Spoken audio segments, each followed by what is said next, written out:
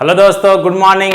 आज जो मैं वीडियो लेकर के आया हूँ ये एस.सी. वर्मा का जो है ये फ्रिक्शन चैप्टर है, उसका एक्सरसाइज का 21 नंबर का जो क्वेश्चन है ये इसको मैं लेकर के आया हूँ और इसके माध्यम से मैं समझाने की कोशिश करना चाह रहा हूँ कि किस तरह से कोई कॉम्प्लिकेटेड क्वेश्चन बनता है। कितना ब्यूटी है एस.सी. वर्मा में ये क्वेश्चन कि एक क्वेश्चन अगर कर लिए अपने आप से कर लिया भैया, तो भैया देखिए कितना सारा कंसेप्ट जो है एकदम मुट्ठी में आ जाएगा। इसको करने से फायदा क्या है कि आपको फ्री बॉडी डायग्राम का मेन कंसेप्ट क्लियर हो जाएगा और आपका जो ये माइंड है ना, ये कोई भी चीज को विजुलाइज करना स्टार्ट कर देगा। आप इस टाइप का जो क्वेश्चन है, कंडीशन है, आप रेलवे में भी देख सकते हो। आप अगर ट्रेन में कहीं गुजरते हो तो देखते होंगे ट्रेन में जो वायर जो है बिजली वाला, उसमें पुल्ली उल्ली लगा रहता है या फाटक में भी रहता है। तो इस तरह से आपका दिमाग जो है रन करना स्टार्ट कर जाएगा, विजुलाइज करना स्टार्ट कर दोगे आप, फिर कनेक्टिविटी करना स्टार्ट कर दोगे, जोड़ना स्टार्ट कर दोगे, एक दूसरी चीज़ को लिंक करना स्टार्ट कर दोगे। फिर आप चलोगे रास्ते में तो फिर आप उसको आसानी तरीक़ा से कनेक्ट कर सकते हो। जब आप कनेक्ट करना सीख गए भैया, तो फिर मज़ा नहीं मज़ा ही आएगा। फिर कंसेप्ट एकदम क्लियर हो जाएगा। फिर आपको पढ़ने का जरूरत ही नहीं, एक बार पढ़ा समझ में आ गया, बस एक बार फिजिक्स का कंसेप्ट पूरा क्लियर कर लिया, उसके बाद फिर केमिस्ट्री पे ध्यान दे दिया। उसके बाद अगर मैथ्स में वीकनेस था, थोड़ा बहुत लग रहा था, तो भैया उस पर ध्यान दे दिया। तो एक में जब कॉन्फिडेंस आ जाता है, अगर आपका मैथ्स बढ़िया, पूरा कॉन्फिडेंस आ गया, फिर फिजिक्स उसको पैकेट में डाल लीजिए, एक पैकेट में, उसका फिजिक्स कीजिए। क्यों? क्योंकि मैथ्स जब आपने हार्ड किया तो आप उसको आसान कर लिया। तो जब आपने उसको आसान कर लिया तो आपके दिमाग में एक माइंड में एक पॉइंट आया, अरे यार ये तो मैथ्स इतना टफ था, वो हमसे आसान हो गया। तो फिजिक्स तो हम समझ सकते हैं, क्योंकि फिजिक्स क्या है? It is the application of math. और मैथ्स क्या है? Maths is the language of physics. यानी कि आप मैथ्स सीख गए, मतलब कि फिजिक्स के लैंग्वेज को आप फील कर सकते हो। जब फील कर सकते हो तो समझ में आ जाएगा। और जब फिजिक्स समझ में आ गया तो भैया केमिस्ट्री, फिर कॉन्फिडेंस आ जाएगा। जब हम दो चीज़ कवर कर लिए जिसको हर कोई टफ बोलता था, तो भैया केमिस्ट्री क्या चीज़ है। तो ये जुगाड़ है दोस्तों, कनेक्ट कैसे करोगे। और वही कनेक्ट करने का जुगाड़ मैं हमेशा लाने की कोशिश करता हूँ वीडियो के माध्यम से, और आप लोग को दिखाने की कोशिश करता हूँ। तो ठीक है, अगर नए होंगे तो प्लीज़ सब्सक्राइब कर दीजिएगा, ठीक है। और चलिए बने रहिए, देखिए समझने की कोशिश करें इसको कि देखिए कितना इजी है ये आपको, हमको लगता है कोई 9th स्टैंडर्ड का बच्चा भी इसको समझ सकता है, आसानी तरीका से समझ सकता है। कैसे समझ सकता है? देखिए क्वेश्चन क्या बोल रहा है। क्वेश्चन ये है, the friction coefficient between the board and the floor, यानी ये फ्लोर है, ठीक है, और ये आपका बोर्ड है, छोटू मास है, ठीक है। अब दोनों का बीच का जो फ्रिक्शन कोएफिशिएंट ऑफ फ्रिक्शन है वो आपको दिया हुआ है म्यू, ठीक है। अब क्या है? Find the maximum force that the man can exert on the rope. Question क्या है? मैक्सिमम फोर्स निकालना है जो कि क्या, कि रोप उसको एक्सर्ट कर रहा है, लगा रहा है। तो यानी रोप लगाए इस पे या हम रोप पे लगाए, दोनों तो बराबर होगा ना। हम रोप को खींच रहे हैं या रोप हमें खींच रहा है, ठीक है। अब देखिए क्या लिखा हुआ, रोप सो दैट, ताकि the board doesn't slip on the floor. मतलब इसमें हम कितना मैक्सिमम फोर्स लगाएंगे, खींचेंगे, ठीक है। अभी मान लीजिए अभी यहाँ फ्रिक्शन फोर्स लगा हुआ है, थोड़ा सा फोर्स लगाए फिर भी मूव नहीं किया, ये आगे जाना चाहिए ना, ये क्योंकि वह रोप से पूरा कनेक्ट है, तीनों पुल्ली से कनेक्ट है। तो जब इसमें हम लगा रहे हैं, खींच रहे हैं, तो नहीं बढ़ा क्योंकि फ्रिक्शन है, फिर कुछ लगाए नहीं बढ़ा, फिर कुछ लगाए नहीं बढ़ा। लेकिन एक समय तो ऐसा आएगा ना दोस्त कि जैसे उतना ताकत लगाएंगे ये आगे मूव करना स्टार्ट हो जाएगा। लेकिन ये पहले ही क्वेश्चन में बोल दिया है क्या, कि स्लिप नहीं करना चाहिए, स्लिप नहीं करना चाहिए। मतलब कहां का बात कर रहा है? लिमिटिंग फोर्स का बात कर रहा है। लिमिटिंग फ्रिक्शन फोर्स लगेगा ना यहां पे, ठीक है। तो जब अभी काइनेटिक में आएगा तब काइनेटिक फ्रिक्शन फोर्स लगता है, तो लिमिटिंग फ्रिक्शन फोर्स सबसे ज्यादा रहता है, म्यू एन जो होता है वो क्या है? लिमिटिंग फ्रिक्शन फोर्स है मैक्सिमम, ठीक है। तो ये अगर हम खींच रहे हैं तो भैया यहाँ फ्रिक्शन फोर्स उसको अपोज कर रहा है, तो एक समय तो मैक्सिमम फोर्स होगा ना।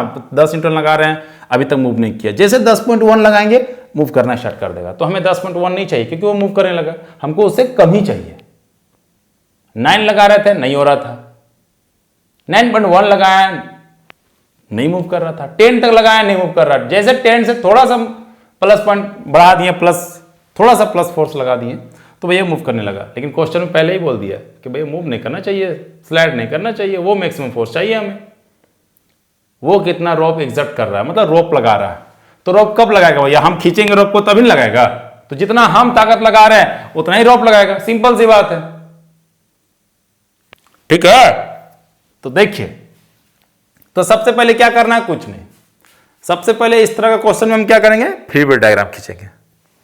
फ्री बॉडी डायग्राम खींचेंगे, तो फ्री बॉडी डायग्राम खींचेंगे। और ध्यान रखना है, क्या रखना है, ध्यान रखना है। जब भी फ्री बॉडी डायग्राम खींचेंगे हम, ये बहुत कुछ सिखा रहा है दोस्तों, एक चीज सीख जाओगे बहुत फायदा देगा।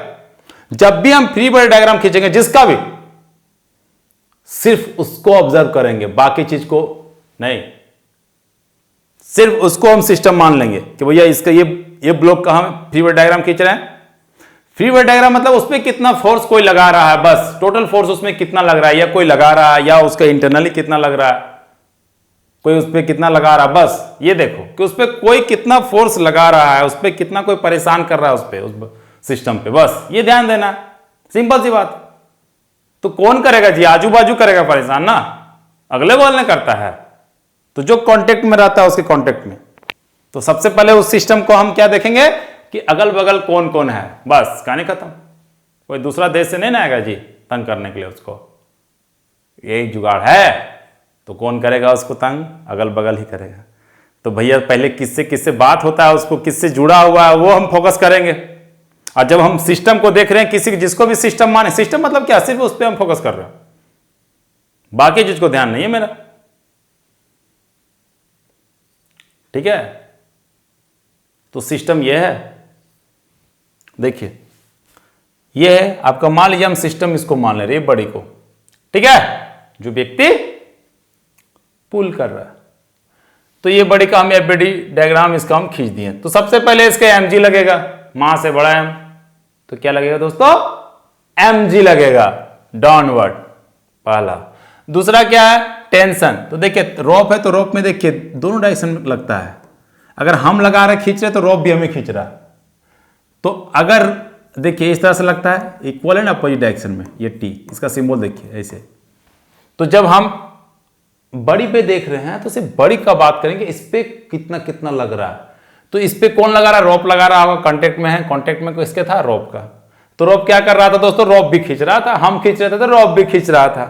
तो अब देख रहे एक्सटर्नली देख रहे हैं ना कि इस पे कौन लगा रहा है, कौन लगा रहा है, इस पे रोप लगा रहा है। तो जितना कस के हम खींचते थे टी टेंशन से, तो उतना ही टी टेंशन से रोप खींचेगा। तो देखिए रोप इसको कितना फोर्स लगा रहा है एक्सटर्नली, टी।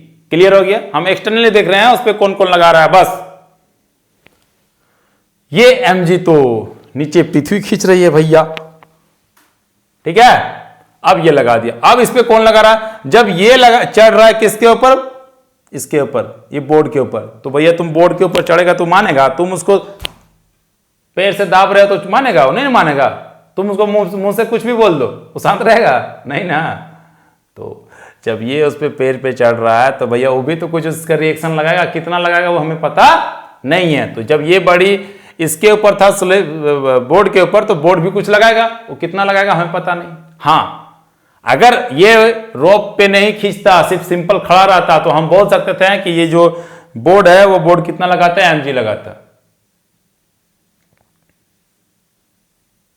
ठीक है, लेकिन देखिए यहां कॉम्प्लिकेटेड है, यहां पे क्या है, कॉम्प्लिकेटेड है कि क्या है कि अब जो है बोर्ड जो है कितना लगा रहा है ये तो हमें पता नहीं चलेगा ना। क्यों, क्योंकि ये देखिए रोप को भी पुश कर रहा है। तो जैसे हम रोप को पुश कर रहे हैं तो वो रोप भी तो हमें खींच रहा है ना। तो मेरा वेट क्या कर रहा है, थोड़ा सा डिस्ट्रीब्यूट कर ले रहा है अपने की ओर। तो थोड़ा सा डिस्ट्रीब्यूट कर ले रहा है अपनी ओर, तो मेरा वेट यहां पर जो दिखाएगा नीचे वो कम लगेगा ना। तो जब कम लगेगा नीचे तो वो भी रिएक्शन फोर्स हमें कम लगाएगा ना। तो अब मेरा mg नहीं मारेगा वो रिएक्शन फोर्स, कुछ घटेगा। क्या घटेगा हमें पता नहीं है, तो मान ले रहे हैं कि वो r डैश इसको मारा तो ये भी मारेगा उसको, सॉरी ये r मारा रिएक्शन तो ये भी मारा इसको r मारेगा, क्योंकि इक्वल एंड अपोजिट रिएक्शन होता है ना, एक्शन का रिएक्शन होता है ना, थर्ड लॉ। हो गया, बस कहानी खत्म। इससे ज्यादा कोई लग रहा है क्या? कोई नहीं, कोई है ही नहीं कांटेक्ट में, किसी से कांटेक्ट में है ही नहीं, था ही नहीं किसी से। जितना था ये बोर्ड था, ये रोप था बस, और ये अपना mg पृथ्वी खींच रहा था। ये तीन चीज ही इसको तंग कर रहा था। हो गया क्लियर। अब जब हम बोर्ड का खींच रहे हैं तो बोर्ड का देखिए छोटू m है, तो छोटू m नीचे की ओर जाएगा। उसके बाद जब ये पुश कर रहा है तो ये पुली से जुड़ा हुआ है ये रोप, तो जब ये पुश करेंगे तो ये आगे की ओर होना चाहेगा। ये जब आगे की ओर होना चाहेगा इसका मतलब क्या है कि इसको, इस बोर्ड को ये रोप अपनी ओर खींच रहा है आगे की ओर। तो हम कह सकते हैं कि ये जो है बोर्ड रोप इस पे किस तरह फोर्स लगा रहा है? अपनी ओर। कितना? T tension. सेम रोप है ना दोस्तों, सेम रोप है, सेम रोप में जो है वो हर जगह टी टेंशन ही लगेगा। अगर कोई ब्लॉक, अगर कोई मास अगर ये बीच में रहता तो फिर नहीं लगता, फिर टी अलग अलग हो जाता, फिर यहां T1 हो जाता, फिर इधर T2 हो जाता। ध्यान रखना इस बात को, इस बात को ध्यान रखना। तो ये चीज जुगाड़ था इसमें। तो एक चीज क्या हो गया आपका कि ये छोटू m, तो mg पृथ्वी उसको तंग कर रहा है थोड़ा सा, ये रोप तंग कर रहा था। Very good. अब क्या इधर फ्रिक्शन फोर्स भी तो तंग कर रहा है। कांटेक्ट किसके है? फ्रिक्शन फोर्स से। ये नीचे वाला फ्लोर से भी तो कांटेक्ट में है, तो वो तो वो फ्रिक्शन फोर्स लगेगा ही, क्योंकि म्यू दिया हुआ है ना। तो जब म्यू दिया है तो फ्रिक्शन फोर्स का काम क्या है? रिलेटिव वेलोसिटी को अपोज करना। या तो अपोज करने की कोशिश करेगा, या कर दे रहा है, या करने की कोशिश करेगा। तो भैया कर हो तो नहीं रहा है, क्योंकि ये स्टैटिक कंडीशन में रुका हुआ है। पहले ही बोल दिया कि मैक्सिमम फोर्स निकालिए ताकि वो स्लिप ना करे। तो स्लिप ना करे मतलब अभी मोशन में, जस्ट भर्ज कंडीशन में, मतलब अब मोशन में जाने की कोशिश कागार पे है, मतलब भर्ज कंडीशन में।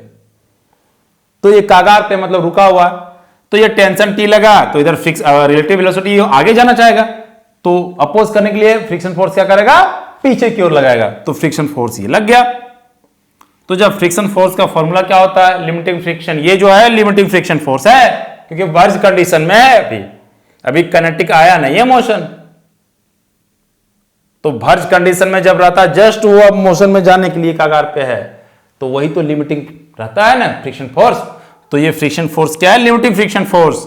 तो लिमिटिंग फ्रिक्शन फोर्स क्या होता है? म्यू एन होता है ना, mu S into N. N क्या है? Normal reaction. तो नॉर्मल रिएक्शन हम यहां मान ले रहे हैं आर डैश। तो नॉर्मल रिएक्शन होता है क्या? जितना डाउनवर्ड लगा उतना ही तो लगेगा ना। तो ये आर डैश किसके बराबर हो जाएगा? डाउनवर्ड जितना फोर्स लग रहा था, mg प्लस आर। तो ये mg हो गया, ये r हो गया। ये m छोटू m है, ध्यान रखना, ये स्लिप का बात कर रहे हैं छोटू, इस बात को ध्यान रखना। ये m क्या है? छोटू m है ये बोर्ड का। तो mg प्लस r, ये r कौन? ये जो बड़ी नीचे लगा रहा था वही ये r है, हमें पता नहीं है ये, ठीक है। और r डैश तो हमें पता नहीं, तो r डैश यहां से निकाल सकते हैं। r dash equal to mg plus r, तो mg प्लस r हो गया r डैश।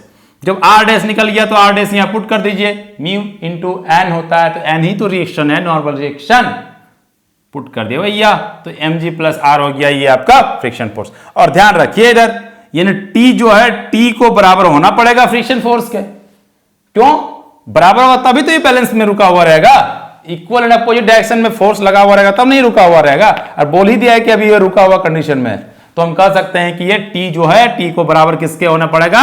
फ्रिक्शन फोर्स का। इक्वल एंड बराबर होगा ना, और कोई फोर्स लगी, हॉरिजॉन्टल डायरेक्शन में कोई फोर्स नहीं लग रहा, सिर्फ फ्रिक्शन फोर्स और टी। तो summation of F X equal to 0 होगा ना जी। तो उस तरह से भी आप निकाल सकते हो, लेकिन सिंपल से देख रहे हो कि इधर ये टी खींच रहा है, इधर फ्रिक्शन फोर्स, तो ये दोनों एक दूसरे से इक्वल होगा, तभी तो रुका हुआ है। अगर हम किसी को पुश कर रहे हैं भैया, खींच रहे हैं और वो नहीं खिंचा रहा है, इसका मतलब जितना हम ताकत लगा रहे हैं उतना ही वो ताकत लगा रहा है ना, ठीक है। तो ये क्लियर है। तो ये T equal to F S हो जाएगा, यहां ध्यान रखिए। तो एक क्या है, इधर देखिए, T प्लस आर। कौन T प्लस आर? देखिए इसका जब इसका एफबीडी खींच रहे हैं, इसका एफबीडी खींच रहे हैं, तो इसका एफबीडी खींच रहे हैं तो क्या है कि डाउनवर्ड फोर्स ये भी रुका हुआ कंडीशन में है, तो डाउनवर्ड फोर्स और अपवर्ड फोर्स दोनों इक्वल होना चाहिए। तो अपवर्ड फोर्स कौन कौन सा लग रहा है दोस्त, ये R प्लस ये T लग रहा है, यानी कि R plus T equal to mg। तो T plus R equal to mg, तो यहां से R निकल गया, ये R निकल गया mg माइनस T।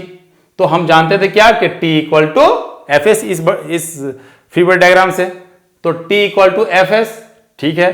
तो T इक्वल टू Fs, तो Fs का वैल्यू कितना आया दोस्तों, mu into mg plus R, mu into mg plus R। ठीक है, यहाँ पे ये क्वेश्चन नंबर 2 से, ये क्वेश्चन नंबर कहां से था, 2 से था, क्लियर है। अब T equal to m mu into mg, तो mg का mg रह गया, ये R का हम यहां से क्वेश्चन नंबर 1 से पुट कर दिए, ये इन कर दिए, यहाँ पे इन कर दिए। तो देखिए यहाँ पे डाल दिए इस वैल्यू को, तो देखिए क्या हो गया, mg माइनस टी हो गया, R के जहाँ पे mg माइनस टी था पुट कर दिए। तो T इक्वल टू कितना हो जाएगा, ये देखो यहाँ म्यू दोनों मल्टीपल होगा ना, म्यू mg हो जाएगा, म्यू mg हो जाएगा, म्यू टी भी हो जाएगा, तो माइनस म्यू टी हो जाएगा, म्यू सबसे मल्टीपल हो रहा है ना, तो ये माइनस म्यू टी है, तो इसको हम उधर ले गए, तो T प्लस म्यू टी, तो इधर क्या बचा, G बाहर आ गया, G बाहर आ गया, क्या बचा, तो M और बड़ा M और छोटू M बचा, और G म्यू तो पहले से बाहर था, तो G आ गया, तो कितना हो गया, म्यू जी आ गया। तो यहां से T कॉमन लेनी, तो क्या बचा, 1 प्लस म्यू बचा ना, 1 प्लस म्यू, तो इधर कितना था, mu G m plus M, तो T इक्वल टू कितना हो गया, 1 प्लस म्यू। अरे यार ये हम एक स्टेप पहले मतलब थोड़ा सा आगे चल गए, कोई दिक्कत, यहाँ से T कॉमन लोगे तो क्या बचेगा, 1 प्लस म्यू, वही ना यहाँ आ गया T इक्वल टू, और क्या है ये, mu G m plus M. देखिए दोस्तों आ गया, बस यही था, देखिए कितना ईजी था। तो इससे हमें क्या समझ आया कि देखिए क्वेश्चन किस तरह से फ्री बॉडी डायग्राम हम लोग खींचते हैं। तो दोस्तों आशा करता हूं कि आप लोग को समझ में आ गया होगा, और इस तरह से मैं मतलब कॉन्सेप्चुअल क्वेश्चन में लाने की कोशिश करता रहूंगा। और इसके लिए दोस्तों आप अगर नए हो तो प्लीज़ सब्सक्राइब करें ताकि आपको नोटिफिकेशन मिलता रहे। ठीक है दोस्तों, देख लीजिए, अगर कुछ कन्फ्यूज़न हो तो आप कमेंट बॉक्स पे डाल सकते हैं, ठीक है, और पर्सनली आप व्हाट्सअप कर सकते हैं। मेरा व्हाट्सअप नंबर है क्या, 93 54 34 24 27, इस पर आप मैसेज कर सकते हैं। ठीक है, तो ये चीज़ है, क्लियर हो गया। तो कुछ नहीं है, मेन इसमें कंसेप्ट क्या है, फ्री बॉडी डायग्राम खींचना। फ्री बॉडी डायग्राम अगर खींच लिया तो कुछ नहीं है, ये तो गुना भाग है, जोड़ है यार, ये तो 8 क्लास का बच्चा कर देगा, 8 क्लास का बच्चा। ये SC वर्मा का जो है ना इंटर का कंपटीशन लेवल का ये बुक, ये 8 क्लास का बच्चा सॉल्व करेगा, 8 क्लास का, गारंटी के साथ हम गारंटी दे रहे हो, 8 क्लास का बच्चा ये बनाएगा, वो 8 क्लास का बच्चा ये सॉल्व करेगा, और हम यही चाह रहे हैं, क्योंकि जो बड़े बड़े घर का बच्चा लोग है वो बना रहा है, 9th 10th में बना रहा है दोस्तों। तो जागिए, आप भी जागिए और बनाइए आप भी, हम आपको कोऑपरेट करने के लिए तैयार हैं। सिर्फ आप थोड़ा सा मेहनत कीजिए कि आप लाइक करें, सब्सक्राइब करें और कमेंट करें और शेयर करें, और जो नीचे दिया हुआ है सब्सक्राइब बटन में उसको क्लिक करें, उसके बाद आपको बेल आइकन आएगा, उसको प्रेस करें ताकि आपको ऑल नोटिफिकेशन आपको मिलता रहे। तो ठीक है दोस्तों, तो मैं